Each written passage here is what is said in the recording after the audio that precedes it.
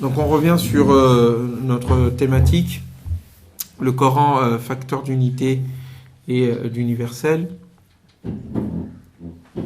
Nous avions on était censé entamer deux sujets. Bon, vous avez vu ce que ça a donné. Je vais essayer de quand même condenser les deux thématiques là, c'est-à-dire le Coran, un livre aux enseignements universels, et lire le Coran avec nos réalités actuelles. Je vais essayer de les condenser en deux, parce qu'il ne s'agit pas quand même de trop parler, même s'il y a beaucoup de choses à dire sur ces sujets-là, et surtout d'aller au-delà du temps imparti, mais de vous donner des pistes de réflexion, dire l'essentiel du propos avec des exemples concrets, et surtout permettre l'échange. Ce matin, je pense que on a plus posé des questions, j'ai répondu et j'ai pris beaucoup de temps dans mes réponses, et je vais essayer de faire autrement pour cet après-midi, mais je veux vraiment qu'il y ait un débat, de la discussion, des questionnements. Je suis pas obligé de répondre à toutes vos questions, mais comme je l'ai dit, c'est bien de les poser, et surtout si vous avez aussi des éléments de réflexion à apporter.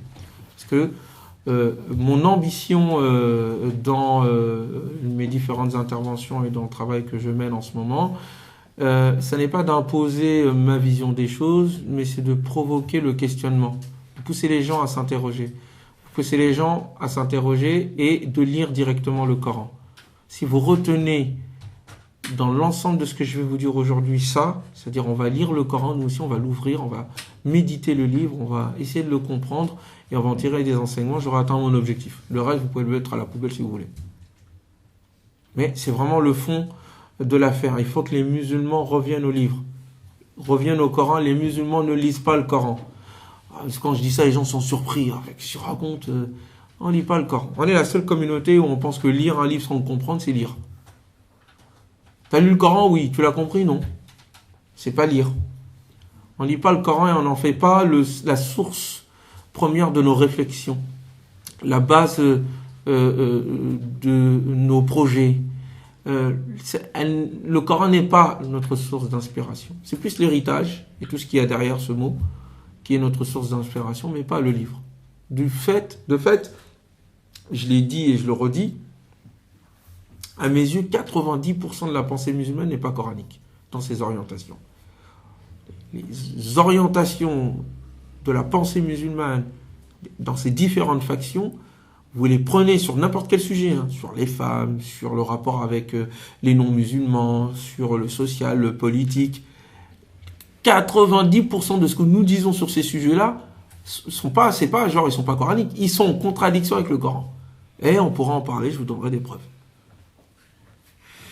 Donc il y a nécessairement une nécessité de libérer la pensée musulmane. Et pour cela, il faut libérer le Coran.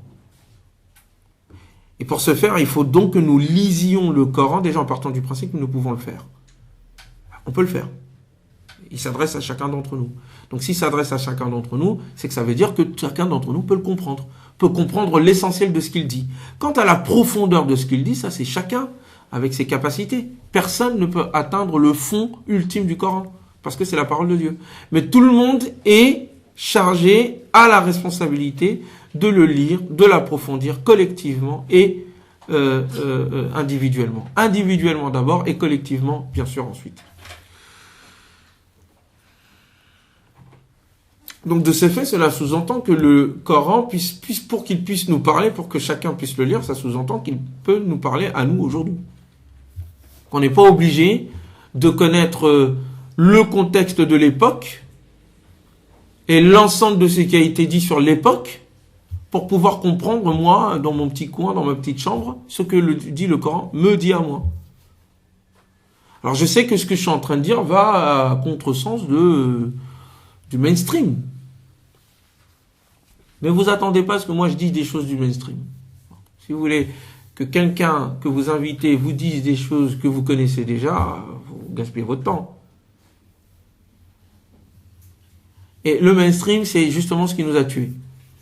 Le mainstream, c'est ce que les idolâtres donner comme argument. Nous avons trouvé nos ancêtres sur cette situation-là, on ne va pas changer. وَجَدْنَا آبَاءَنَا عَلَى أُمَّةٍ وَإِنَّا عَلَى آثَارِهِمْ مُقْتَدُونَ. C'est le même argument. Après, on le prend différemment. Il y en a, c'était leur père, leurs ancêtres. Il y en a qui disent c'est leur société, leur pays d'origine. D'autres diront c'est leur livre. D'autres diront c'est leur cheikh. D'autres diront plein d'autres choses. Mais c'est le même argument. C'est-à-dire, on a des arguments d'autorité. Un tel a dit, donc c'est bon. Non. C'est contre cela qu'entre le Coran a été révélé en disant que non. Vos ancêtres n'ont pas tout dit et il se peut même qu'ils ne soient pas très intelligents. Qu'ils n'aient pas compris. Or, je prétends, et ceux qui connaissent et qui étudient les sciences islamiques et qui ont un peu qui ont un regard un peu profond sur ce qui a été fait autour du Coran, seront d'accord avec moi, je prétends que les musulmans n'ont même pas atteint les rivages de ce que le Coran veut. On n'a pas atteint les rivages. On est loin, loin, loin, loin, loin, loin, loin. On est resté un tout petit peu à le décrire. Décrire, bon, il est mutashabih, il est muhkam, il y a plus différents niveaux de discours, bon, on en est encore à là, quoi. On n'est même pas sûr, comme je vous l'ai dit tout à l'heure, même le fond de ce qu'il est, sa raison d'être, comment il a été construit, pourquoi est-ce qu'il a été construit de cette manière-là, vous entendez le discours musulman, c'est pas clair. Quel est le rapport avec la sunna? C'est pas clair. Pour certains musulmans, la sunna peut même abroger le Coran. Je l'ai lu. Pour ceux qui ont étudié les sciences islamiques, c'est écrit. Le Coran a plus besoin de la sunna que la sunna n'a besoin du Coran. Ah bon? Dans ces cas-là, le Coran perd sa suprématie, n'est plus le centre. Et que des musulmans puissent dire ça et que ça soit écrit et propagé, ça en dit long sur ce que nous sommes. Où on en est aujourd'hui.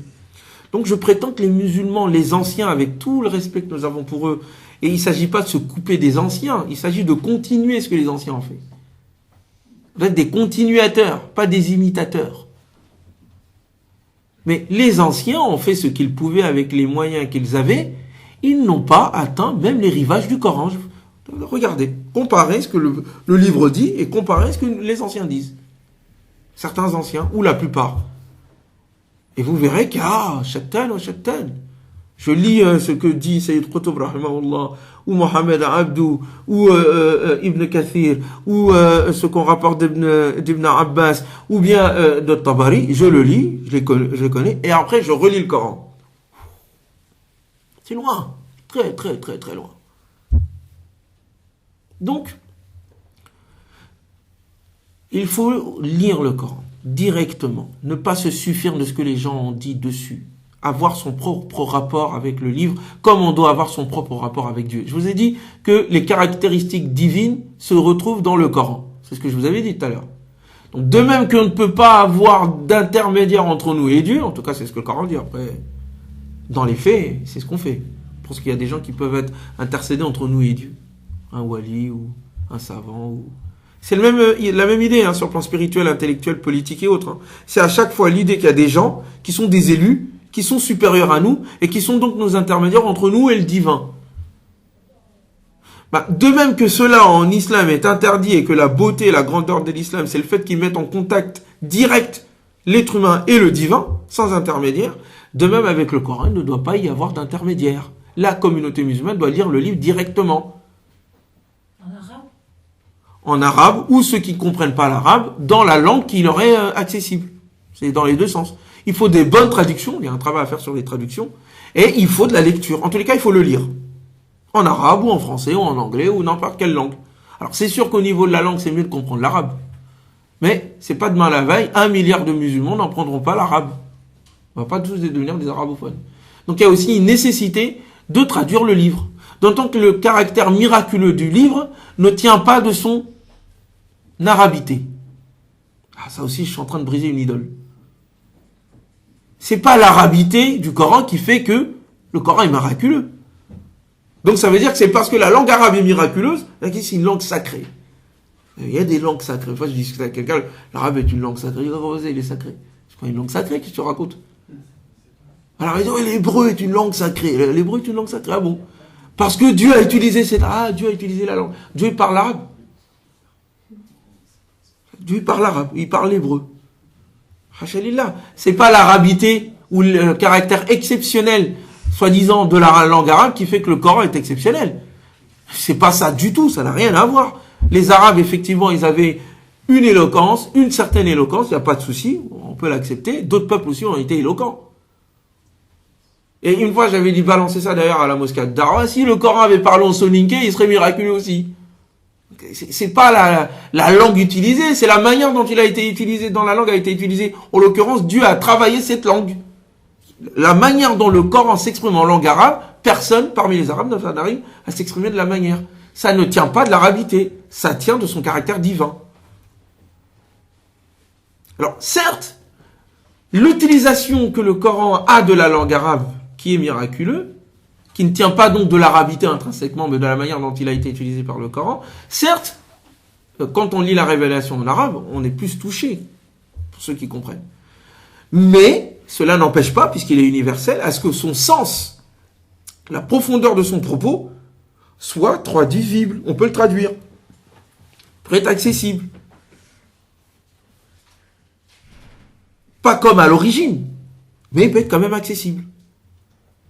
La preuve en est, depuis tout à l'heure, je vous parle en français. Et vous comprenez exactement ce que je suis en train de dire. Enfin, je crois, j'espère. Vous me direz à la fin. Donc, vous comprenez. Donc, la langue n'est pas un obstacle. Il y a nécessairement à faire un travail de traduction. Et les traductions du Coran sont ce qu'elles sont. Il faudrait qu'il y ait quand même quelque chose de beaucoup plus profond et plus travaillé au niveau de la langue, au niveau de la poésie du langage utilisé et au niveau même de la compréhension des termes coraniques qui doivent être soumis au Coran lui-même. Comme je l'ai dit tout à l'heure, une compréhension, pour qu'elle s'ajuste et qu'elle soit juste, doit tenir compte de la cohérence du livre. La signification que je donne à un mot du Coran doit être sanctionnée et acceptée par l'ensemble du livre. La manière dont il a été utilisé dans l'ensemble du Coran, je vous donnerai des exemples tout à l'heure. Et donc, de même que Dieu est le Dieu de tout un chacun et que chacun peut avoir une interaction avec lui et parler avec lui et qu'il s'occupe de nous quotidiennement, parce qu'il est le Rabbul Alamin, il est le maître et éducateur de l'univers, de toutes les créatures de l'univers, de même que sa révélation a été donnée comme étant une miséricorde pour cet univers, pour Al-Alamin, pour l'ensemble des mondes. Et donc, ces caractéristiques du Coran, selon le Coran, en tous les cas, le Coran part du principe que son propos est clair pour toute l'humanité. C'est ça son propos. Ça se vérifie après. On dira, c'est une prétention qui n'a pas de réalité concrète, ou concrètement, si, effectivement. Le livre peut parler à tout le monde, quelle que soit sa religion, quelle que soit sa culture, quelle que soit son époque. Mais parler à tout le monde ne veut pas dire, attention, que tout le monde peut le comprendre de la même manière. Non. D'une société à l'autre, d'un individu à l'autre, on peut comprendre quelque chose du Coran à partir de ce qu'il dit clairement que tout le monde peut saisir. On peut en tirer quelque chose qui nous est particulier. Il faut un exemple. Il faut des exemples. Parce que souvent les gens, oui d'accord c'est bien beau, mais ce que tu dis. Alors souvent je dis aux gens, bon, c'est quoi ton prénom encore? Mouad. Mou? Ad. Mouad. Faut pas dormir Mouad. Non, moi aussi je vais dormir. Voilà, il fait ça là, et tout là, pour lui rapporter du café là. Bon Mouad, si tu comprends pas ce que je dis, tu me dis, d'accord? Taha. Ce mot n'est pas traduisible. Même en arabe, on ne sait pas ce que ça veut dire. Ma anzalna alayka al-Qur'ana litashqa. Nous n'avons pas fait descendre ce Coran pour que tu sois malheureux. Illa tadhkiratan liman yakhsha. Ça n'est en réalité qu'un rappel, un souvenir. Liman yakhsha pour celui qui est plein d'humilité. Ar-Rahman, le tout miséricordieux. Tanzila mimman khalaqa al-arda was-samawati al-ula. C'est la révélation, la descente, ce livre-là, qui n'est pas là pour que tu sois malheureux.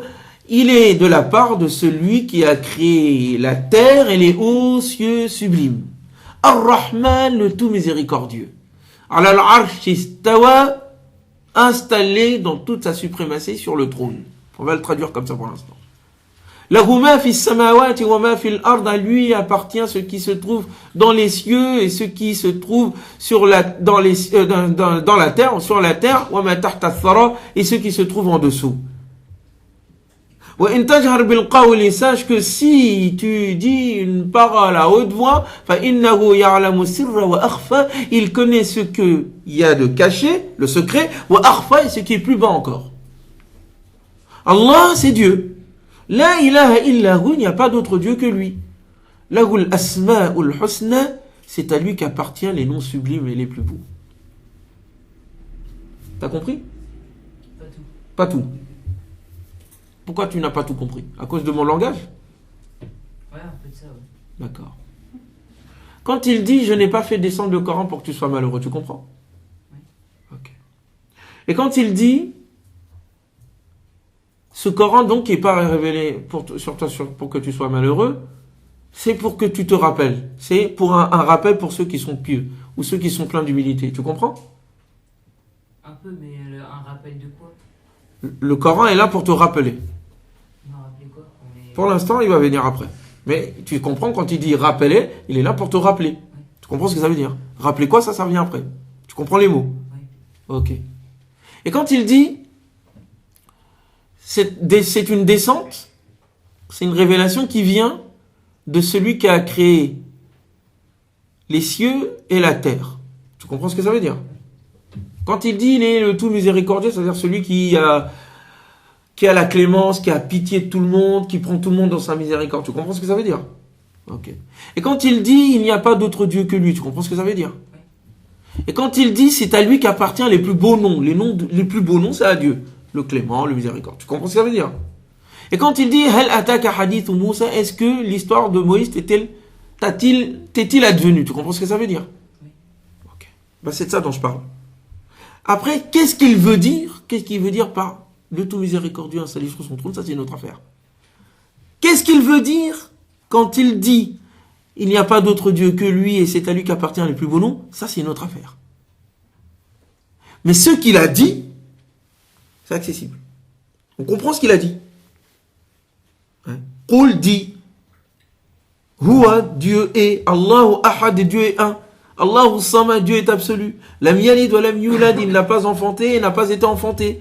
Wa lam yakul lahu kufuwan ahad, et nul lui est égal. On comprend ce que ça dit. Mais qu'est-ce qu'il veut dire derrière? Quelle est la profondeur de son propos? C'est ça qui est l'objet de la méditation. Et ça, on y va. Chacun peut y trouver quelque chose. Muaz, il va trouver quelque chose. Moi, je vais y trouver quelque chose. Ma sœur va y trouver quelque chose. D'autres personnes vont y trouver quelque chose. Mais toujours à l'aune de sa lettre, de son apparence. De ce qu'il dit. Il faut déjà partir de ça. C'est que son propos est clair. Ce qu'il veut dire est profond. Je répète. Ce qu'il dit est clair. Ce qu'il veut dire est profond. Mais pour atteindre sa profondeur, il faut que je parle de ce qu'il dit. Clairement. Je ne peux pas aller sur sa profondeur comme ça et inventer. Non, il faut que je parle de ce qu'il dit. Et c'est parce que ce qu'il dit est clair que cela me permet de plonger. Est-ce que vous saisissez? Quand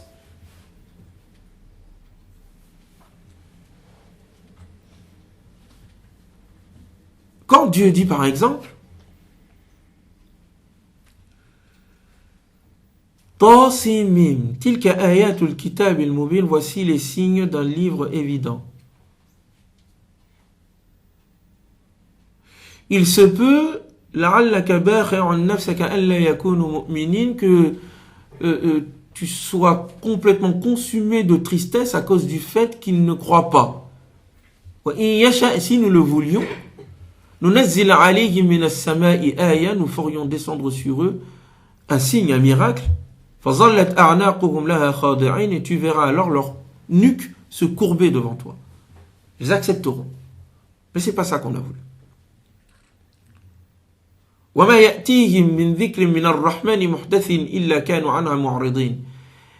Et point de rappel ne leur vient de la part du tout miséricordieux sans qu'ils ne s'en détournent.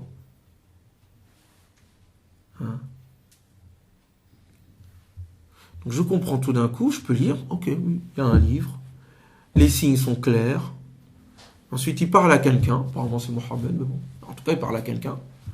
Peut-être que tu vas être triste parce qu'il ne croit pas en toi, ce que je suis en train de dire ici. Mais si nous, Dieu, on l'avait voulu, on ferait descendre un miracle et ça les obligerait de croire. Ah, attends. Donc ça, j'ai compris ce qu'il a dit. On est d'accord.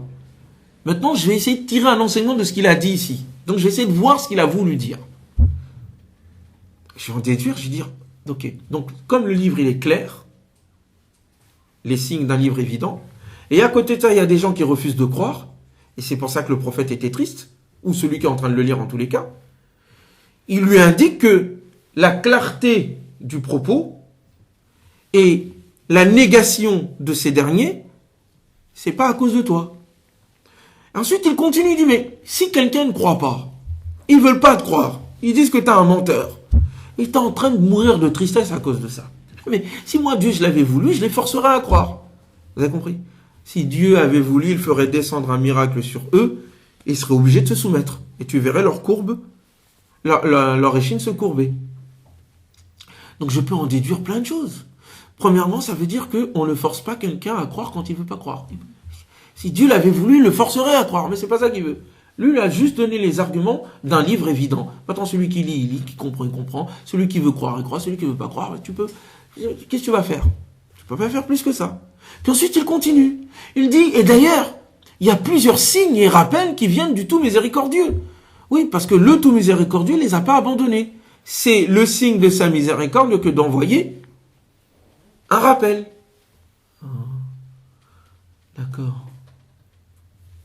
Ah, d'accord. Donc ça veut dire que, en plus, il dit muhdathin. Ah, muhdathin, donc le rappel est renouvelé. Il n'est pas venu une fois, il est à chaque fois revenu. Et avec une nouvelle manière. Donc, oh, d'accord. Ah, quand même, Dieu, donc, il a vraiment pris le temps de parler aux êtres humains à chaque fois. C'est pas la première fois. Et il a renouvelé le message. Donc, ça, c'est pas à cause de Dieu, quoi. Et c'est pas à cause de toi, Mohammed, ou toi qui es en train de parler du Coran. C'est eux qui ont un problème. Dans ces cas-là, qu'est-ce que tu peux faire? D'accord. Ah, donc, ça veut dire que aller taper dans la porte des gens et faire son témoin de Jéhovah. J'ai rien contre les témoins de Jéhovah. Et dire aux gens, faut que vous croyez en Dieu, Dieu est grand et compagnie, etc. Ou forcer les gens à se convertir. Hein? Est-ce que c'est bien de forcer les gens à se convertir, Moraz? Pourquoi? Parce que c'est eux qui doivent décider s'ils se convertissent ou pas. Ah bon? T'es sûr? Mais s'ils veulent pas, qu'est-ce qu'on fait? C'est leur problème. C'est leur problème.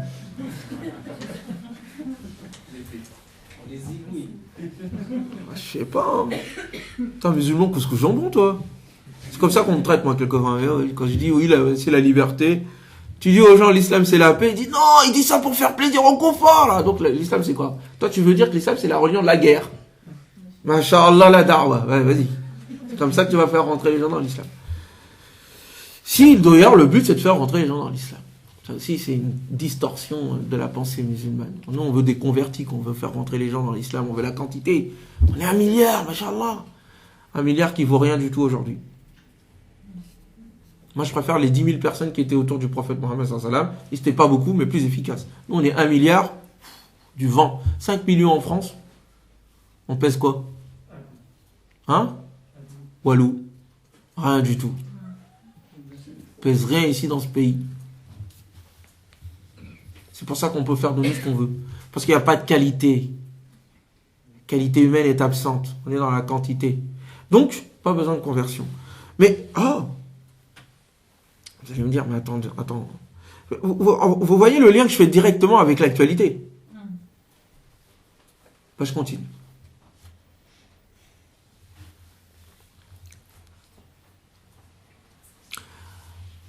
Est-ce qu'il y a des Français de souche et des Français pas très de souche?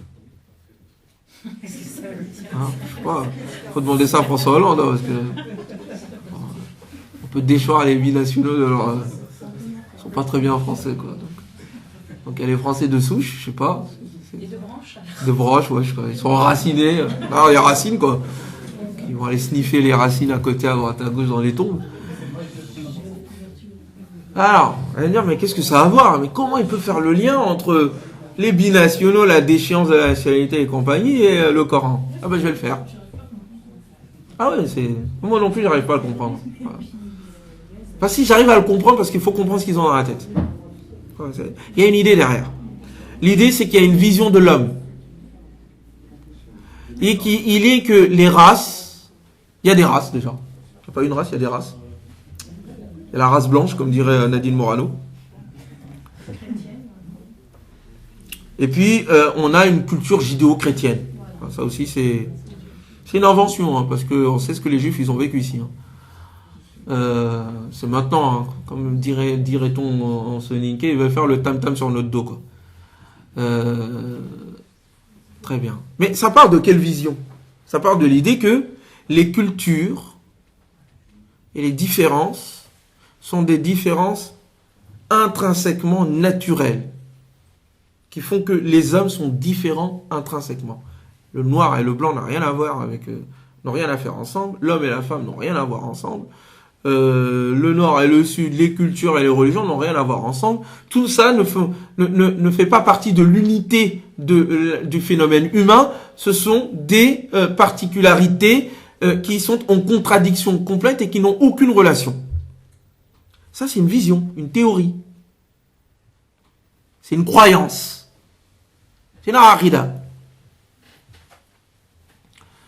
Et maintenant, je vais lire dans le Coran. Tiens, mais qu'est-ce que le Coran dit sur ce sujet-là?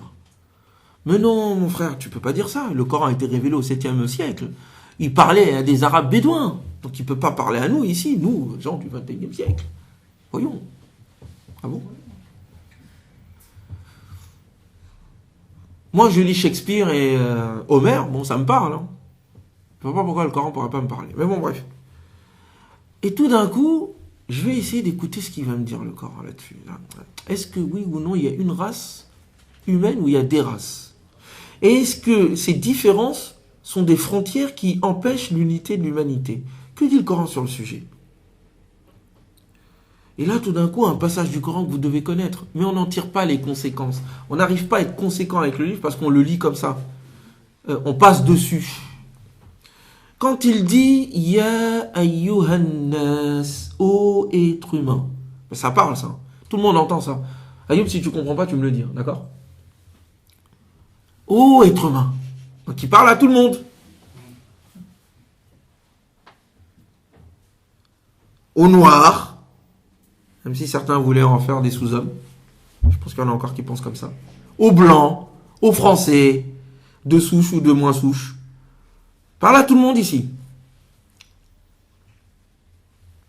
Inna, nous, Dieu, khalaqnakum, nous vous avons créé. Ah, ok. Min dhakarin, à partir d'un homme, wa untha, et d'une femme. Ah. Donc il parle aussi aux Arabes et autres, etc. Wa ja'alnakum, donc nous avons été créés d'un homme et d'une femme. Première information. Deuxième information, nous avons fait de vous des nations et des tribus différentes. Vous êtes différents.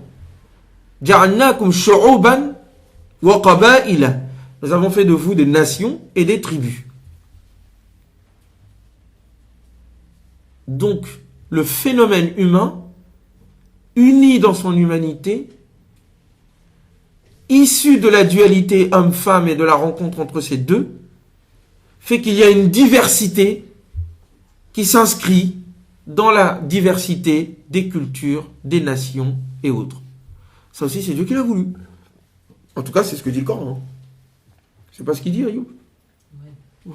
Okay. Rassure-moi. Mais quelquefois, je me dis, peut-être c'est moi qui invente les choses. Bon, peut-être que j'ai des élucubrations, je me rends pas compte de ce que je dis. Mais en tout cas, c'est ce que je lis de ce passage-là. Et après, ensuite, il dit, mais pourquoi? Il nous donne la raison d'être. Lita'arafu, pour que vous vous entreconnaissiez, que vous fassiez connaissance, que vous échangiez, que vous vous rencontriez. Hein? Bon, la première fois j'ai lu ce passage et que je l'ai compris, hein, parce que je l'avais déjà lu à plusieurs reprises, mais je passais à côté. Je ne me rendais pas compte de ce qu'il disait. Quand je commençais à m'arrêter sur les mots, donc s'il y a un noir, un blanc, un asiatique, un arabe, les Français, les Européens, on est issus de la même origine, et cette différence n'est pas là pour nous diviser, elle est un bienfait pour nous entreconnaître. C'est ça le projet divin. Donc il n'y a pas de Français de souche ou de non-souche. Il n'y a pas de différence intrinsèque entre les êtres humains. Il n'y a pas de différence entre un noir et un Français de souche. Si on part du principe, selon Nadine Morano, que les noirs, forcément, ne peuvent pas être français. Puisque la France est un pays de race blanche. Qu'il ne peut pas y avoir de rencontres, même d'échanges, mais que dis-je même, la possibilité même qu'ils puissent même penser une origine commune entre un chrétien, un judéo-chrétien et un musulman. Parce que c'est ça qui est sous-tendu. L'idée qu'il y a une différence telle entre les cultures que les rencontres ne peuvent se faire et que les personnes qui ne sont pas donc chrétiennes et juives doivent dégager de ce pays. Ça se base sur une conception de l'humanité erronée. Mais qui m'a permis d'avoir cette vision du monde, le Coran?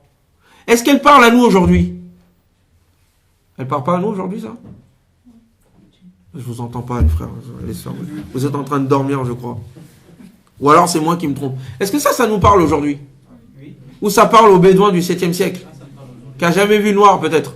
Ou d'asiatique? Ça nous parle encore plus à nous. Nous qui voyons des tribus et des nations, des cultures qui s'entrecroisent à l'ère de la mondialisation.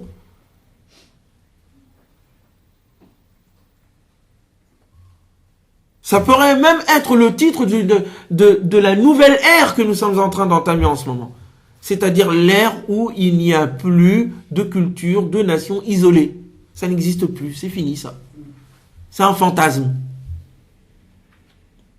Que les rencontres et les cultures se sont toujours rencontrées, qu'il y a toujours des civilisations qui se sont fécondées, qu'aucune civilisation n'est née toute seule miraculeusement. Ça aussi, c'est une vision occidentale.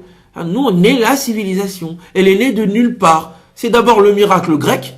Pouf, les Grecs sont devenus des philosophes. Ils ont mis en place une science. Et ils n'ont pas pris ça chez les Égyptiens, bien sûr. Ils n'ont pas pris ça chez les gens de Babel, du côté de l'Irak. Non, bien sûr. C'est un mythe. Où est la deuxième renaissance? La deuxième naissance, c'est la Renaissance. On a eu directement accès à l'héritage gréco-romain. Et donc, hop, la Renaissance a eu lieu. Entre-temps, il n'y a rien qui s'est passé, quoi. Il n'y a pas eu de musulmans, il n'y a pas eu de traduction arabe, il n'y a pas eu d'autres civilisations. C'est un mythe idéologique qui permet d'asseoir, de justifier la domination et qui permet de justifier la colonisation. Mais coraniquement parlant, est-ce que ça tient la route? Bien sûr que non. Est-ce que le Coran nous parle? Mais bien sûr que oui. Encore plus aujourd'hui qu'hier.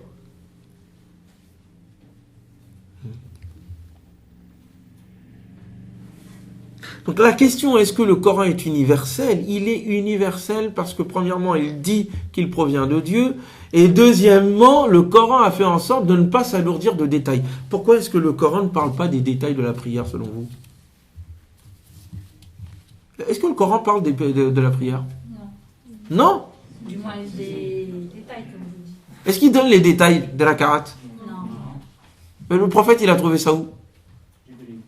Jibril. Jibril, il a révélé quoi?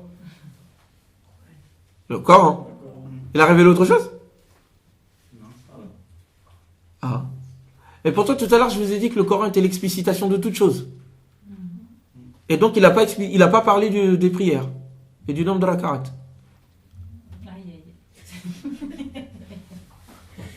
Il a oublié. Vous allez chercher la réponse, Inch'Allah. Je ne vais pas vous la donner tout de suite. Le prophète, il a tiré ça d'où? Bien pris de quelque part. Ah oui, il le dit. Ah, c'est vrai, les horaires sont expliqués dans le Coran. Donc le Coran parle de certaines choses alors. Non, mais parce qu'on a tendance à dire le Coran là, il a juste prié, puis le reste, il n'a rien dit. Ah, il y a des horaires, des périodes dans le Coran. Les ablutions. Le Coran n'est pas si muet que ça alors. Non, je dis ça parce qu'il y a des frères, quelquefois, ils vous racontent des choses. Je les aime bien, mais il faut apprendre avant de venir interrompre les gens. Il faut lire le Coran et avant de dire n'importe quoi sur le livre. Car le Coran, il dit pas tout. Dis, t'as pas tout compris. Dis, pour l'instant, ce que j'ai compris, c'est ça. Mais ne dis pas que le Coran est muet, qu'il s'est tué, qu'il parle pas, ou ceci et cela. Arrête. Arrête de dire quelque chose qui dépasse ta pensée. Tu te rends pas compte de ce que tu viens de dire. Tu te rends pas compte du propos que tu viens de tenir. Donc, on va y revenir tout à l'heure. Mais,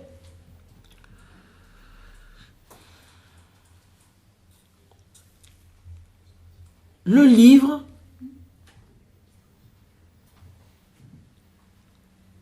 non seulement est universel, et qu'il parle à chacun et à chacune d'entre nous, mais que cette universalité est permise par le fait qu'il n'est pas rentré dans les détails explicites. Il ne l'a pas voulu.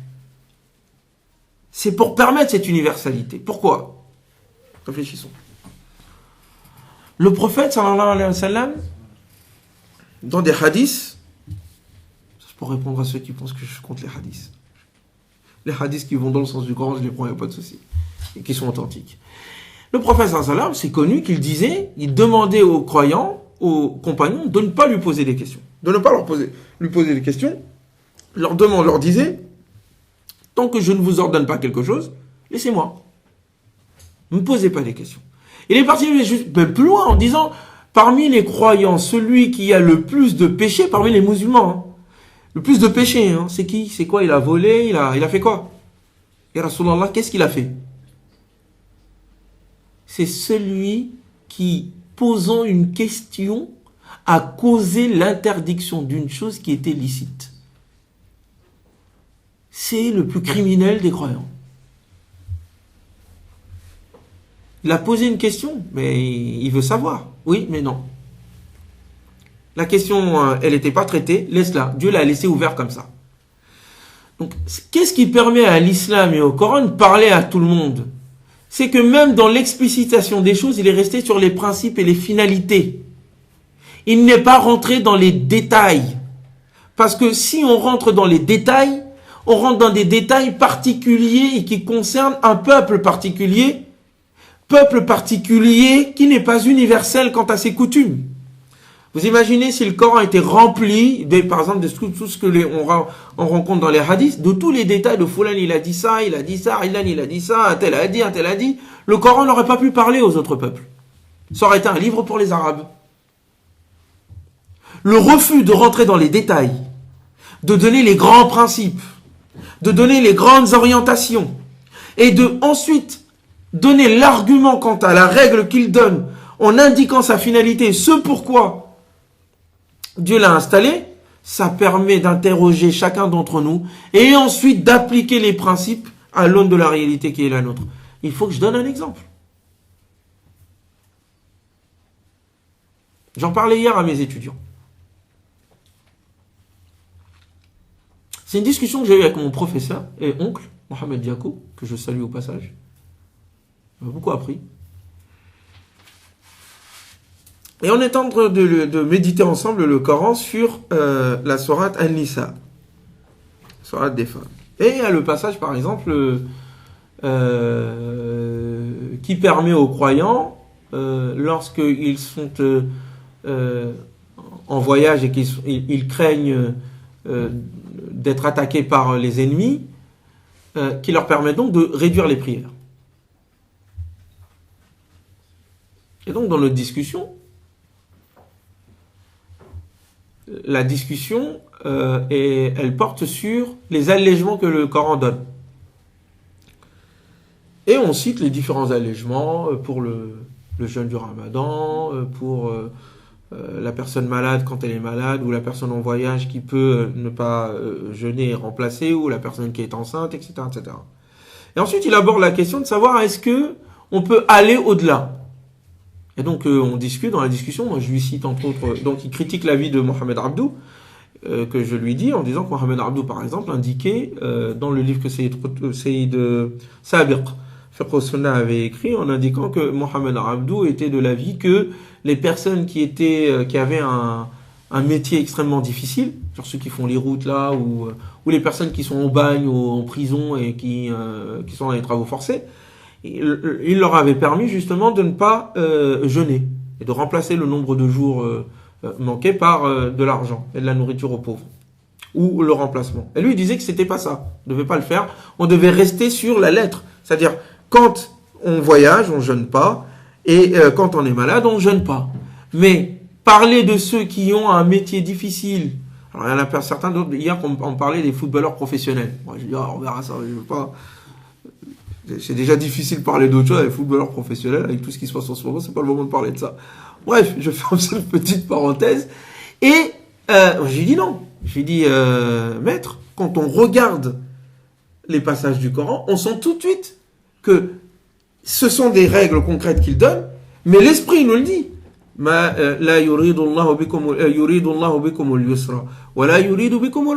Dieu ne veut pas pour vous la difficulté, et veut pour vous la facilité. Très bien. Dieu veut pour vous la facilité, ne veut pas pour vous la difficulté. Et il indique dans d'autres passages encore, en l'occurrence, que dans ce dîn, dans cette religion, il n'y a pas de gêne. Là où il y a de la gêne, il faut la lever. C'est l'esprit, c'est la sagesse qu'il y a derrière. Elle permet de comprendre la raison d'être de ces règles-là. Donc soit on dit non, il a dit voyageur, et donc quelqu'un qui n'est pas voyageur et qui n'est pas malade, il ne peut pas avoir d'allègement. Soit on comprend l'esprit, les principes qui justifient cette règle-là, et dans ces cas-là, dans n'importe quelle situation, dans n'importe quel endroit, même sur la Lune, pour ceux qui se posent des questions si on peut... comment on fait pour la Lune et compagnie, hein, même sur la planète Mars, eh bien, ça peut parler. Pourquoi est-ce que ça me permet à un moment donné de pouvoir dépasser la lettre apparente, c'est-à-dire le voyageur et le malade, vers d'autres cas qui ne sont pas dans la lettre du Coran. Parce que le Coran, en m'indiquant ces principes, cette règle-là, il m'a indiqué le principe et la raison d'être. En comprenant la manière dont le Coran a parlé des règles, il ne s'en est pas tenu juste à les stipuler. Il leur a donné leur raison d'être, leur vision, leur philosophie, la cohérence d'ensemble du livre, qui permet à un moment donné de rendre autonome la compréhension humaine. Et donc de légiférer. J'ai dit un mot qui aurait dû vous faire sursauter si vous étiez des islamistes. Mais quand vous... alors, il sursaute. Mais tu n'es pas assez islamiste. Parce qu'avec les déchances de nationalité, c'est pas le moment de faire des histoires. Nous ne sommes pas des islamistes. D'autant que moi, je ne peux pas être islamiste. Mais bon, ça, c'est une autre affaire. Mais, légiférer. Est-ce que le Coran est un code de loi?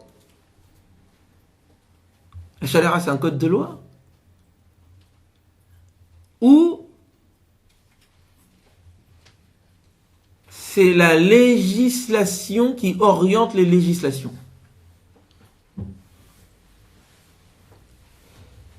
C'est-à-dire, est-ce que le Coran, quand il donne des règles, est-ce que ces règles en tant que telles, si je relis l'ensemble des règles qu'il nous a données, est-ce qu'il y a quelque chose qui se dégage en termes de philosophie du droit, de vision d'ensemble, qui font comprendre ce pourquoi la législation, la règle a été stipulée ici dans tel cas et tel cas? Et si je comprends le pourquoi des règles dans leur ensemble et dans leur reliance, j'arrive à un moment donné d'orienter la législation des hommes, de permettre non pas à donner des règles concrètes, parce que le Coran n'a pas redonné des règles pour toute chose, mais par contre de comprendre l'esprit de la législation tel que le Coran le veut, ses grandes orientations, pour permettre à l'humanité de légiférer. Donc il n'est pas là pour donner une législation tout faite, il est là pour orienter les législations que les êtres humains, d'une manière ou d'une autre, se font. C'est pas la même chose. Si je dis que c'est un code de loi, je dis qu'il n'est pas universel. Je dis qu'il a été révélé à une époque et les lois sont toujours tributaires du contexte social. Aucune loi ne naît comme ça dans le ciel. C'est toujours tributaire d'une raison d'être sociale. Et donc quand je dis que la charia c'est un code de loi et que le Coran c'est un code de loi, de fait, je dis aux gens qu'il n'est pas universel. Et ils ont raison les gens quand ils nous disent oui mais votre propos c'est quelque chose pour le 7e siècle, c'est pas pour nous. Ils ont raison. Parce que la nature même d'une loi, ça n'est pas qu'elle soit universelle. Les lois ne peuvent pas être universelles. Loi juridique. Non. Ce qui est universel, c'est les principes. Côté moral, l'esprit, la méthodologie de législation. C'est ça qui est universel. Et c'est ça qu'offre le Coran.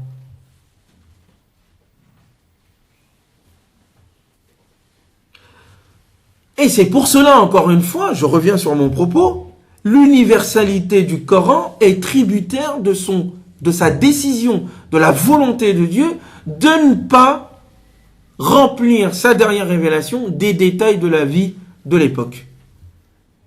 Regardez le Coran. Lisez. D'ailleurs, je ne sais pas si vous avez vu d'ailleurs le reportage sur le Coran, là, sur Arte. Jésus dans le Coran. Vous l'avez vu? Un petit peu. Ah, il faut regarder. C'est là que les choses se passent.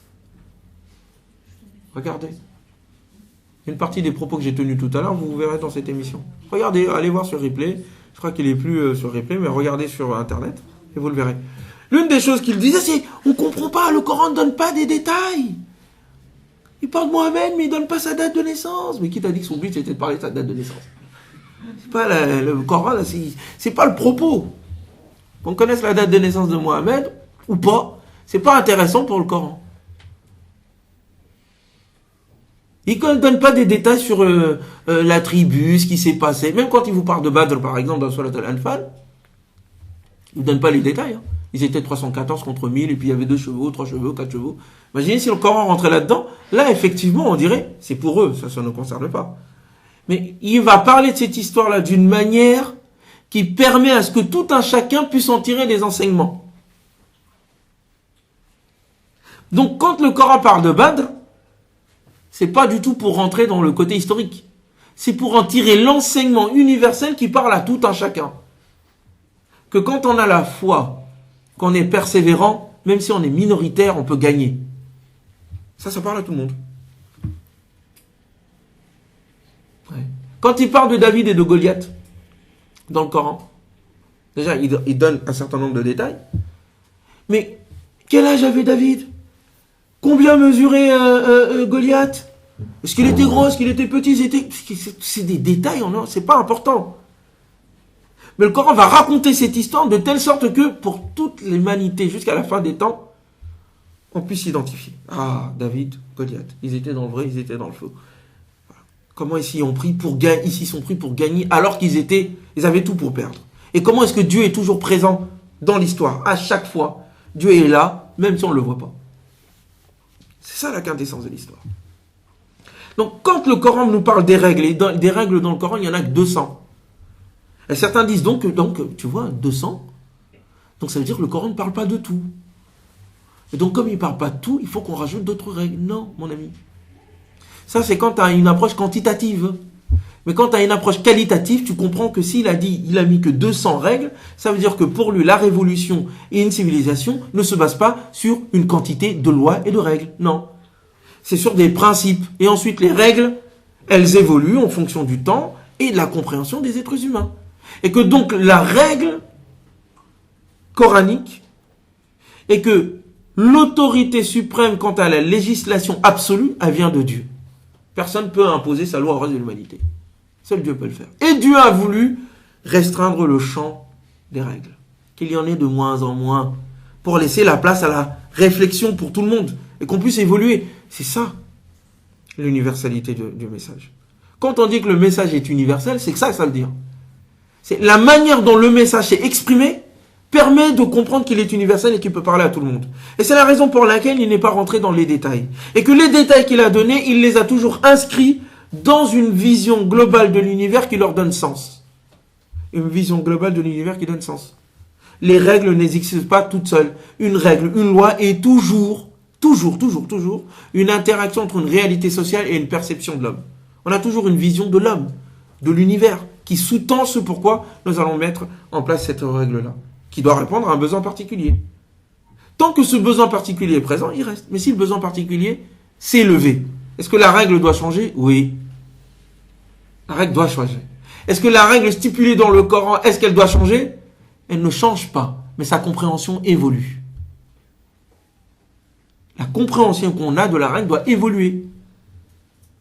Donc, une personne qui n'est pas malade, une personne qui n'est pas voyageur, mais on voit qu'elle est en train de souffrir le martyre en plein milieu de l'été.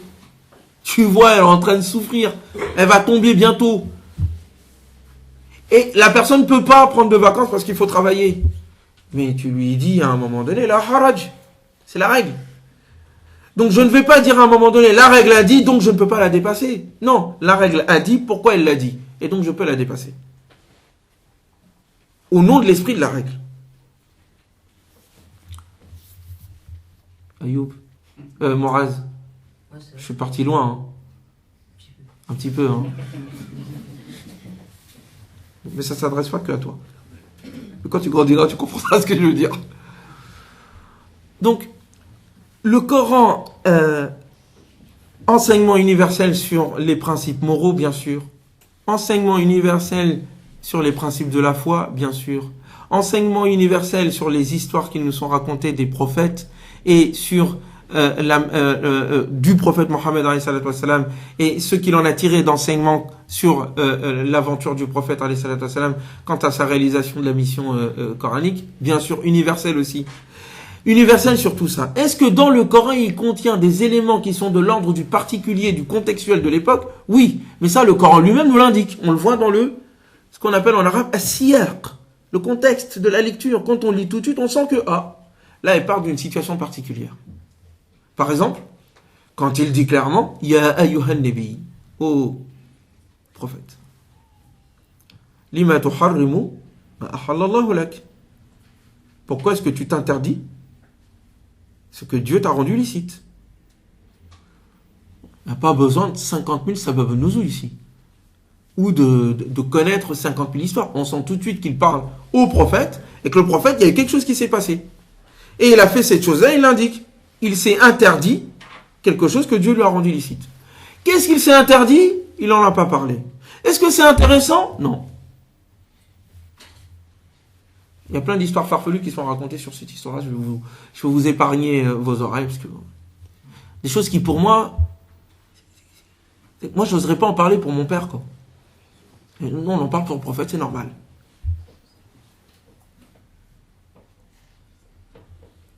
S'agissant de l'histoire entre Maria et Hafs, vous êtes au courant de ça ou pas? Non? Vous connaissez pas? Bah, Abdullah Rabbil, c'est bien, vous ne savez pas au courant. Vous êtes tombé, vous êtes protégés. Bref, mais ça ne m'intéresse pas de connaître la cause même, parce que le Coran n'en a pas voulu, c'est pas ça qu'il veut. Il veut dire par là que le prophète, alayhi salatu wassalam, déjà il a fait quelque chose que le Coran lui reproche. Donc le Coran vient corriger le prophète, alayhi salatu wassalam. Et l'une des choses qui vient lui corriger, c'est qu'il s'est permis de légiférer sur le halal et le haram, quelque chose qui va à l'encontre de ce que Dieu veut. Dieu lui a rendu licite quelque chose, lui, il se l'a interdit. Non, Mohammed n'a pas le droit de le faire. Il y a une cause, on sait qu'il y a quelque chose qui s'est passé. Mais l'enseignement universel qui nous parle à nous, c'est quoi? Là, c'est quoi? Qu'est-ce que vous en tirez, vous, comme enseignement là-dessus? On va faire parler un peu. Le futur professeur. Qu'est-ce que vous en pensez, vous? L'idée qu'il ne faut pas s'interdire ce que Dieu ne nous a pas lui-même. Premièrement. Donc, j'ai pas le droit de dire que quelque chose est haram, alors c'est halal. C'est ça? Nous, on est les champions du monde pour ça. Tout est haram pour nous, quoi. Premier enseignement. Subhanallah. Donc, vous voyez, ça nous parle. Deuxièmement, il y a autre chose. Vous le voyez pas? Le Coran n'est pas le fruit de Mohammed.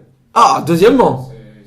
Oui. Parce que quand on est auteur d'un livre, qu'on veut qu'il soit parfait, on va cacher tous nos petits défauts. Voilà. Eh oui, c'est vrai. Mais quelqu'un pourrait dire ça, manipulateur, attention. Hein. Mais vous avez raison. Le Coran vient s'adresser au prophète Mohammed directement. Deuxièmement. Troisièmement. On peut aller loin avec ça. Quel autre enseignement on peut tirer de ça?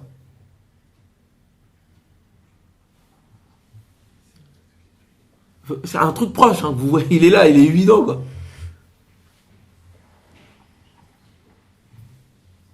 Est-ce que Mohammed peut légiférer? Non. Est-ce que la sunna est autonome dans la législation? C'est ça le fond de la question. Non. Ça dépend des cas. Quel cas? Le prophète, déjà, le Coran vient corriger le prophète. La sunna, donc. Le prophète agit, et la révélation vient le corrige. Non. Et c'est marqué dans la révélation. Je sais pas, est-ce qu'on se rend compte de ce qu'on dit, quoi? Le prophète de Dieu est corrigé par Dieu, et nous, on le récite ça tous les jours.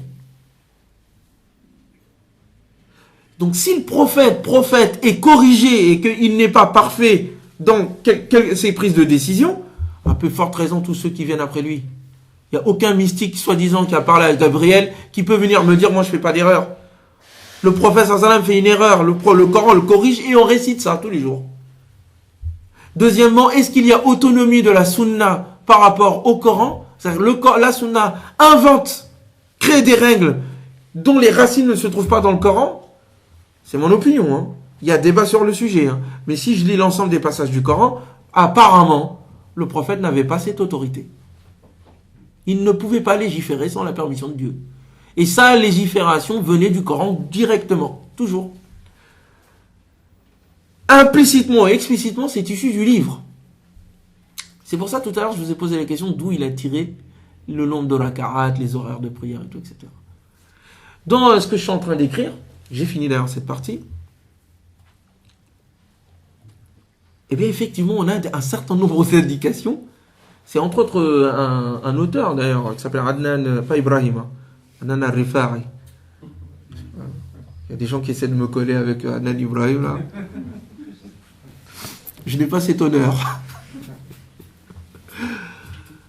Et d'autres personnes qui parlent de beaucoup de choses qu'il dit sur le Coran, et entre autres, par exemple, le nombre de fois, par exemple, as-salawat est cité dans le Coran, as-salawat au pluriel. Ah, le frère l'a dit là-bas. Combien? 5 fois. C'est un hasard? C'est un hasard, ça? Ah non. Je sais pas, on sait jamais. Le nombre de fois où il dit aqimu salat, aqimu salat wa aqimu salat, c'est 17 fois. 17 fois. 17 combien de raka'at dans la journée? 17 obligatoires. Le nombre de fois il dit prosternez-vous pas aux animaux mais à l'aql et aux êtres humains, 34 fois. 17 fois 2, parce qu'on fait 2 prosternations par raka'at. Vous savez combien?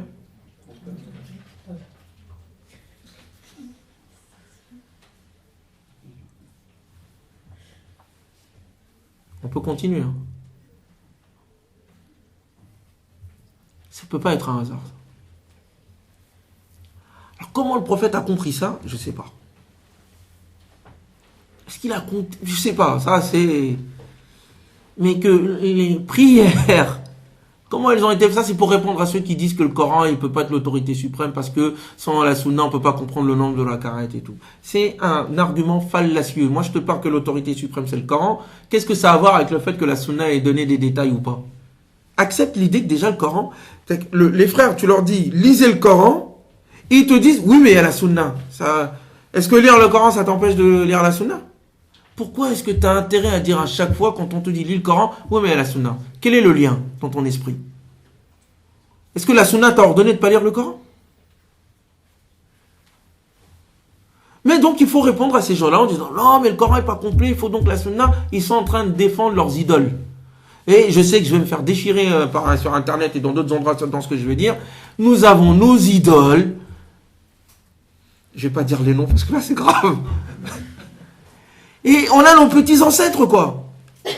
Ancêtres d'ailleurs qui nous ont pas demandé de les idolâtrer comme on le fait. Et dès lors qu'ils sentent que tu vas les toucher, ils vont dire ah mais la sunna, non akhi, moi la sunna la sunna est issue du Coran. Elle ne peut pas être en contradiction avec le Coran. La sunna ne peut pas légiférer à la place du Coran. Elle est dans la continuité du Coran. Elle est issue de la méditation et de la réflexion que le prophète sallallahu alayhi wa sallam avait du Coran. C'était son livre, c'était le printemps de son cœur, c'était son esprit. Le Coran était toute sa vie. Tout ce qu'il faisait était issu du livre, d'une manière ou d'une autre. Seulement le prophète alayhi salatu wassalam avait un regard d'une profondeur qu'on n'imagine pas sur le livre. Et je pense pas qu'on le saura jusqu'à la fin des temps. C'est pour ça qu'il est celui qui a le mieux compris le livre. Et donc il y a des choses qu'il nous a expliquées et des choses qu'il nous a pas expliquées. Avec le temps on découvre, comme là. Ah, le nombre de raka'at, le nombre de fois de prière, le nombre de fois où je fais le sujud, le nombre de fois où je fais le recours, je le vois dans le Coran. Le prophète l'a vu, ça c'est obligé. Comment il l'a vu? Est-ce qu'il a attendu à la fin des révélations avant? Parce qu'il y a quelqu'un qui dit oui, mais le Coran n'était pas fini quand les prières ont été mises en place. Je ne sais pas. Je ne connais pas les détails. Tout ce que je sais, c'est que le livre, il est complet. Et que quand il dit qu'il est bien l'alikulli shay'in et qu'il est une clarification pour tout, il l'est vraiment. Tu l'as vu ou tu l'as pas vu? Tu l'as compris, tu l'as pas compris. Mais il l'est. En tout cas, il le dirait pas comme ça. Donc, je condense mon propos parce que je pense qu'il faut quand même prendre une petite pause parce que j'ai tendance à m'étaler. Et il faut quand même que vous me fassiez quelques signes. Ce que j'essaye de dire tout simplement, c'est que donc le Coran non seulement est universel quant à ses propositions, je vous ai donné des exemples, il parle à chacun d'entre nous parce que les réalités humaines dans leur diversité restent les mêmes en fond. Et quant aux détails des formes, il laisse cela entre les mains de l'intelligence humaine et collective. Et que le but du Coran, c'est d'orienter la raison humaine et de la pousser à travailler, à réfléchir, à méditer, à être autonome, à utiliser son intelligence, à ne pas suivre les anciens, bêtement et aveuglément, d'être fidèle aux principes. C'est en cela qu'il est universel. Et qu'à chaque fois que dans n'importe quelle culture, dans n'importe quelle discipline, dans n'importe quelle civilisation, lorsque une nation, une collectivité, un individu se met à cesser de réfléchir, à débrancher son cerveau, au nom du fait que d'autres personnes auraient tout pensé après lui, il perd son humanité. Il devient une bête. Il n'est plus véritablement un homme de foi et une femme de foi. La foi, c'est quelque chose de vivant qui évolue.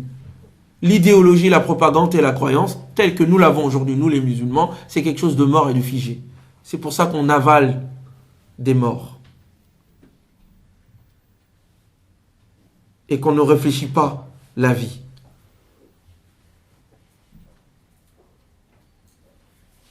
La vie. La vie, il en va de notre vie, spirituelle et intellectuelle. Lire le Coran donne de la vie. Et ça, c'est pour chacun et chacune d'entre nous. Mais c'est à condition que nous fassions l'effort de le lire, de le méditer. Et c'est pour cela que j'ai donné des exemples concrets en me servant, bien sûr, du frère Moraz, qu'il me pardonne. J'espère que je ne t'ai pas dérangé en me servant de toi comme référence. Mais il faut pousser à lire. Alors, c'est pas évident. Quand on dit c'est pas évident, ça ne veut pas dire que c'est clair. Non. Si le Coran avait été accessible directement, on l'aurait jeté.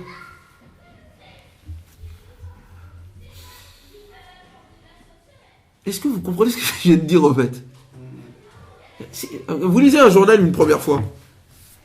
Vous avez lu, voilà, tatati, tatata. Oh, il y a écrit théologien. Je suis pas un théologien, moi. Dit intellectuel, des mots pompeux, mais théologien. Hein? Voilà. Faut pas m'enfermer. Vous lisez ça une première fois, c'est bon, vous le jetez, vous avez compris. Vous revenez plus dessus. Imaginez si le Coran s'était exprimé comme ça, on l'aurait mis de côté depuis longtemps. Il fallait qu'il soit travaillé divinement ainsi pour que ça interpelle l'esprit. Quand tu lis, pourquoi il a dit ça? Et tu creuses encore, pourquoi il a dit ça? Et quand tu as compris, tu as encore envie d'y aller encore. Parce qu'à chaque fois que tu as compris, tu te rends compte qu'il y a autre chose qui reste. C'est ce qui permet à ce que le Coran parle à tout le monde. Donc nous, le problème, c'est que souvent on veut qu'il parle comme nous. Voilà. Parle comme nous, quoi. Mais s'il parlait comme nous, on ne lirait plus. Donc il faut qu'il soit à la fois profond, accessible, mais sans être complètement accaparé. C'est que l'humanité ne peut pas finir avec le livre. C'est la raison pour laquelle il y a des versets qui sont mutashabihat, qu'on traduit par équivoque. T'as des gens, quand tu leur dis qu'il faut lire le Coran, ils disent attention, il y a des livres, il y a des passages équivoques. Une fois, c'était une sœur qui m'avait balancé ça, la fille. C'est des musulmans qui te balancent ça, quoi. T'es en train de parler avec des non-musulmans, il faut lire le Coran. Je dis, attention, il y a des versets équivoques. Tais-toi. Qu'est-ce que tu me racontes, toi? Laisse-moi tranquille. Ah bon, il y a des versets équivoques. Des versets qui ne sont pas clairs. C'est ça qu'on dit. Équivoque. Tashabi veut dire équivoque.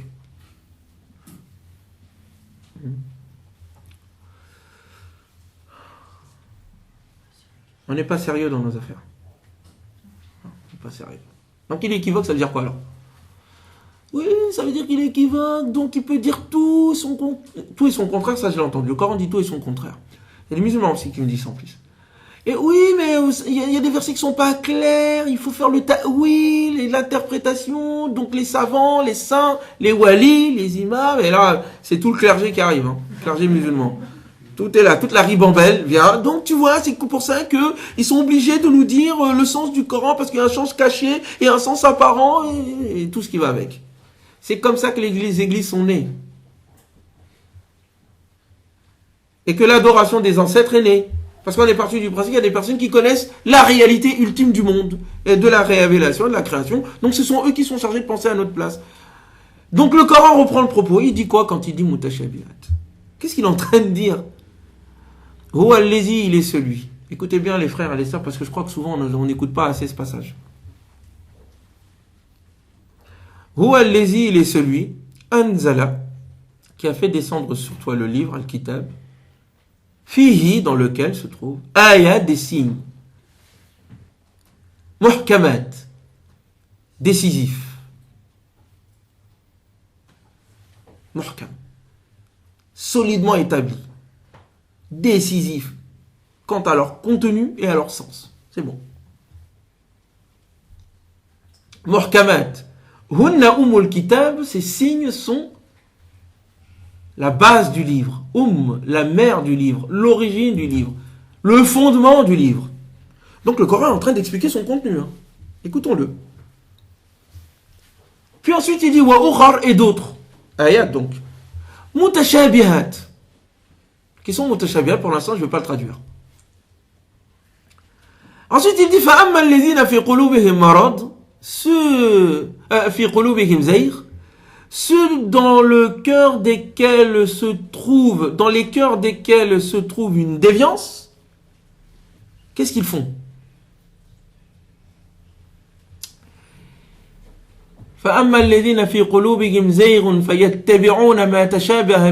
Ils poursuivent, ils sont à la recherche, ils recherchent ceux dont les signes dans le livre sont mutashabih. Tashabaha minhu, dans lequel les signes dans le livre qui sont mutashabih. Ibtira'a al-fitna, à la recherche. Donc, pourquoi ils suivent ces signes mutashabih? Ils recherchent la fitna, l'oppression. Fitna veut dire oppression, veut dire tension, veut dire pression.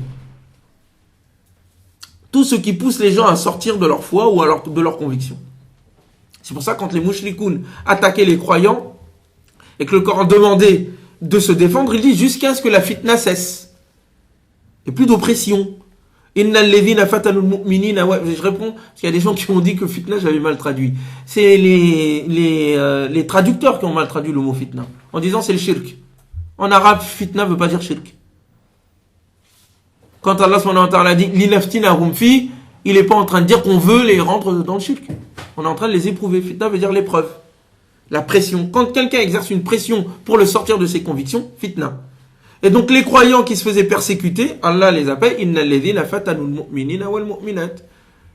C'est une fitna que des gens imposaient, l'oppression que les gens imposaient sur les croyants et les croyantes. Je reviens donc. Donc, ils recherchent cette fitna, cette volonté de s'imposer, de faire la fitna, l'oppression, la pression et l'épreuve. Obtira à ta'wili, et deuxièmement, ils recherchent son ta'wil. Ta'wil en arabe veut dire le fait de revenir à une chose première, au sens premier, au sens fondamental, à la fin du mot, avoir la fin du mot, le mot de la fin. Voilà. Je reviens. Quel est le lien entre le ta'wil, le mutashabih et le muhkam? Il dit que le mutashabih, c'est ce qui ressemble et qui n'est pas pareil. Par exemple, vous avez deux jumeaux ou deux jumelles. Ils se ressemblent. Sinon, c'est pas des jumeaux. Ou des faux jumeaux. Mais des vrais jumeaux, ils se ressemblent. De telle sorte qu'on n'arrive pas à déterminer qui est qui. Pourtant, on ne les connaît pas. Très bien. Mais dans le fond, est-ce qu'ils sont pareils? Non. Chacun a une personnalité différente. Très bien. Tashaba. C'est-à-dire, on n'arrive pas à déterminer le fond, le sens. Qui est qui? Qui fait quoi? Revenons dans la sourate Al-Baqarah lorsqu'il dit de ceux qui sont dans le paradis et qui vont manger des fruits. Qu'est-ce qu'ils vont dire? Hada alladhi, voici ce que ruziqna min qabl, qui nous a été donné auparavant. Plusieurs compréhensions. Les fruits de ce monde, mais on a des fruits dans le paradis, mais ça ressemble à ce qu'on a mangé sur terre. Oui, c'est pas pareil. Ou bien non, ce que nous avons mangé tout à l'heure, est-ce que nous allons manger aujourd'hui? Il y a une ressemblance, et le Coran, c'est la même chose, et le Coran dit utu bihi mutashabiha.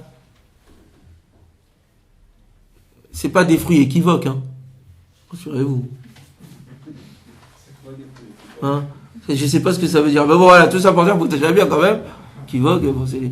Ça veut dire que c'est le même fruit en apparence, mais c'est pas le même goût. L'apparence est là, mais on n'arrive pas à déterminer, si on se base sur l'apparence, est-ce que c'est le pomme de la pomme, une pomme, on va dire ça, est-ce que c'est la pomme de tout à l'heure, ou c'est une autre pomme? Ou est-ce que c'est la pomme de l'au-delà, ou c'est une pomme de l'ici-bas?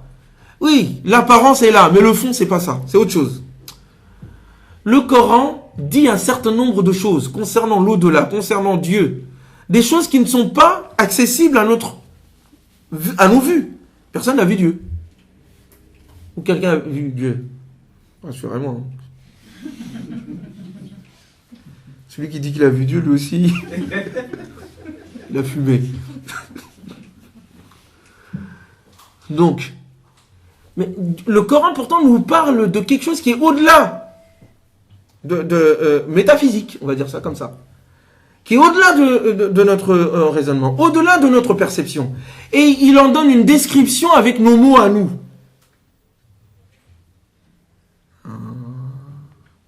Donc c'est quelque chose d'extrêmement profond qui parle du sens du monde, de ce qui est au-delà du monde. Mais avec les mots de ce monde.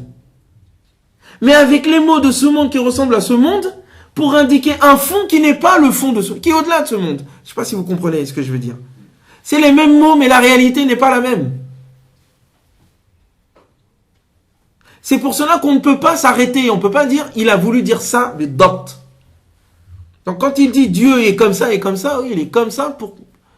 Ce que tu peux imaginer de ce qu'il veut dire, c'est pas ça. C'est encore plus loin. Donc tu as toujours à aller vers le sens du mot, qui va vers le sens de ce sens, qui va vers le sens de ce sens, et ainsi de suite à l'infini. Tu n'y arriveras jamais. Mutashabih, c'est les mots que nous utilisons, mais la réalité qu'elles indiquent est profonde, au-delà de ce que vous pouvez comprendre. Mais je vous donne quelque chose pour que vous puissiez quand même saisir un peu quelque chose. Mutashabihat veut dire ça. Et donc le Coran est composé de mutashabihat, parce que c'est son rôle. Et ça permet à un moment donné de dire ce qui n'est pas disable. Je sais pas si ça se dit disable. Ouais, je vais le dire comme ça. Disible, hein? Ouais. Quelquefois, il m'arrive d'inventer des mots comme ça, quand je me laisse aller. Et donc, et ça, c'était un philosophe, Wittgenstein, j'ai du mal avec les mots, les noms allemands, en philosophie des sciences, qui disait que, en fait, la science ne peut pas parler de métaphysique. Le rôle de la science ne peut pas donner du sens. Son rôle, c'est de décrire les objets. Et que donc le sens que l'on donne aux choses, c'est autre chose, c'est la foi. C'est pour ça que le Coran finit par ceux qui sont enracinés dans la connaissance, qu'est-ce qu'ils disent? Aman Nabi, nous avons foi. Et ces choses-là que le Coran nous décrit, que nous pouvons saisir à l'aune de ce qu'il nous dit, sans pour autant comprendre en profondeur, nous y avons foi. C'est pas scientifique. Je vais pas ausculter un ange. Donc, mutashabih, ça veut dire ça veut pas dire équivoque. Moi, je l'ai traduit par métaphorique, symbolique. Il y a des mots, même nous, dans notre réalité intime, il y a des choses qui se passent en nous, les mots, on peut pas les dire. On les dit, mais bon, c'est pas exactement ce qu'on veut dire. Ça vous arrive jamais, ça? Tout le temps. En ce moment, ce que je suis en train de vous dire, c'est même pas la moitié de ce qu'il y a ici. J'utilise juste des mots pour vous faire un peu comprendre ce qu'il y a ici. Et c'est comme ça qu'on communique. Alors, si ça c'est vrai pour nos réalités intimes, vous imaginez, pour ce qui concerne Dieu, Donc c'est ce qui fait l'universalité du livre. C'est qu'il y a des choses qui sont extrêmement claires, précises, et ça parle à tout le monde, et il y a des choses qui sont mutashabihat, que personne ne peut expliciter, expliquer. Donc il n'y a pas de mystique qui va venir t'expliquer les mutashabihat. Il est en train de te dire que ça n'existe pas. Ceux qui cherchent à expliciter ces mutashabihat en disant l'absolu et en donnant le dernier mot, ils veulent la fitna, ils veulent s'imposer. Vous comprenez d'où vient la déchirure du monde musulman? Il vient d'où? Du Coran? La volonté de rajouter sur le Coran, d'interpréter le Coran, de dire des choses que le Coran dit, ça c'est des mutashabihat, ça tout le monde doit réfléchir dessus, mais vous ne pouvez pas y arriver à l'ultime. Et il y a quelqu'un qui dit, c'est bon, moi j'ai atteint l'ultime, et donc je vais l'imposer à tout le monde. C'est comme ça que le sunnisme, le chiisme, le mu'tazilisme et toutes les autres factions sont nées. Ce sont des interprétations qui ont été rajoutées, interprétations rajoutées, qui s'est absolutisée en disant j'ai dit toute la vérité sur le Coran. Les mutashabihat. Ce sont sur les mutashabihat qu'on se dispute. Alors que le Coran nous dit non. Personne ne peut donner l'explication totale sur ces passages-là. Et deuxièmement, il s'agit de réfléchir dessus et de méditer à l'aune des passages qui sont clairs et décisifs. Est-ce que vous me comprenez? Est-ce que c'est clair? Comment t'appelles-tu, ma soeur? Naïla. Naïla, tu permets que je l'interroge aussi? Enfin, Moraz, pardon. Naïla, est-ce que c'est clair? Oui. Donc il y a des passages décisifs, ça il n'y a pas besoin de les interpréter, ils sont là, il faut méditer. Et il y a des passages, et d'ailleurs elle ne les a pas déterminés, c'est lesquels exactement. Moi je pense que c'est les uns sont imbriqués en l'autre. Le Coran est à la fois muhkam et mutashabih. Mais il y a d'autres mutashabihat, il dit de toute façon personne ne peut donner l'explication totale. Donc c'est pour ça que je répète ce que je disais, il n'y a pas d'interprétation dans le Coran. On n'interprète pas le Coran, on le médite. Parce que ce qui est clairement dit, tout le monde le comprend. Et ce qui est mutashabih, eh bien personne ne peut le comprendre totalement et c'est tout le monde qui doit le méditer. Donc il n'y a plus d'interprétation. Et il y a juste à méditer.